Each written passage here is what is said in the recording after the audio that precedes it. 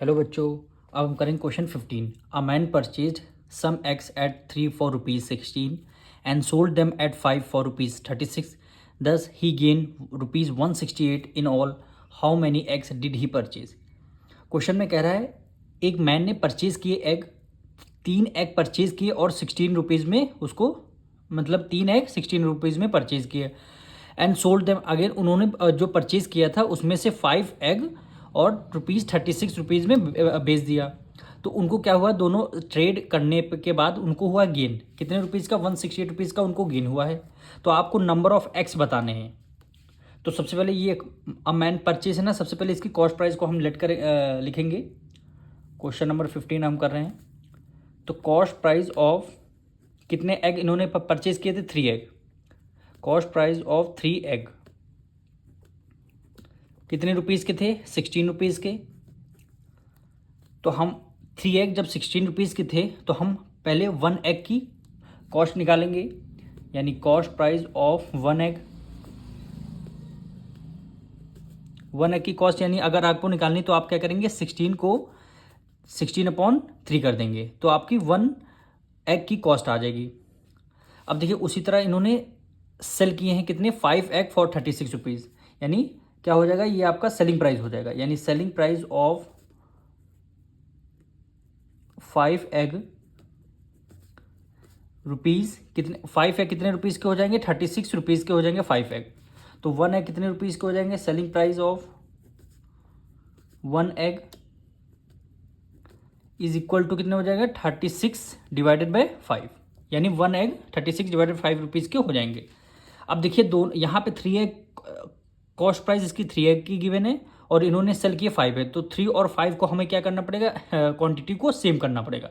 Quantity को same करने के लिए आप क्या करेंगे, एलसीएम 3 और 5 का लेंगे एलसीएम। तो यहाँ पे लिख देंगे कॉस्ट प्राइस ऑफ कितने, 3 5 का एलसीएम कितना, 15 एलसीएम आता है। यानी 15 LCM cost price of 15 egg क्या हो जाएगा, इज इक्वल टू 16/3 और मल्टीप्लाई किससे, एलसीएम से कर देंगे, यानी 15 से मल्टीप्लाई कर देंगे।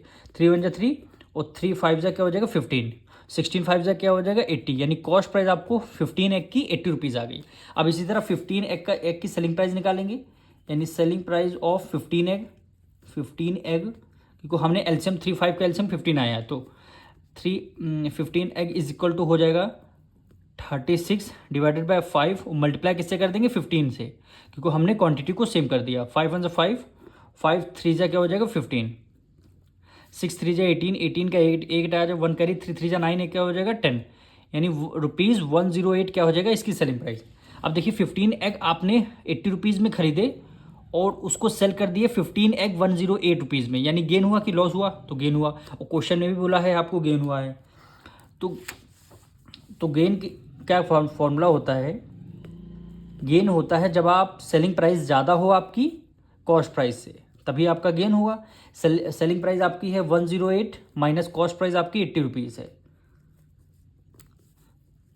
यहाँ पे होगा ₹28, 28 रुपीज़ का कितना हुआ, गेन हुआ है। गेन कितना हुआ, 28 रुपीज़ का। अब देखिए कितने रुपीज़ का गेन हुआ है, यहाँ पे ₹28 रुपीज़ का गेन हुआ है। कितने एग हैं, 28 रुपीज़ पर कितने कितने एग हैं, कितने एग पर गेन हुआ, यानी क्वांटिटी 15 15, यानी क्वांटिटी हमारी सेम थी। तो 28 रुपीज़ का गेन हुआ है, तो कितने एग पर हुआ है, 15 एग पर हमें क्या हुआ है, गेन हुआ है। 15 एग पर गेन हुआ है। तो हम क्या करेंगे, 28 रुपीज़ का ना लिख करके हम पहले 1 रुपीज़ का गेन निकालेंगे, यानी हमने क्या किया, 1 रुपीज़ का गेन निकाला। तो 15 डिवाइड कर देंगे किससे, 28 को हमने क्या कर दिया, इससे डिवाइड कर दिया, तो इतने रुपीज़ का हमारे पास वो आ गया। अब क्या करना है, अब क्वेश्चन में बोला गया है गेन आपको गिवन था 168 रुपीज़ का हुआ है। गेन कितना गिवन था, 168 रुपीज़ का क्या हुआ है, इसमें आपका गेन हुआ है। तो इसको क्या करेंगे, तो यहाँ पे लिखेंगे ₹168 का आपको हुआ था गेन।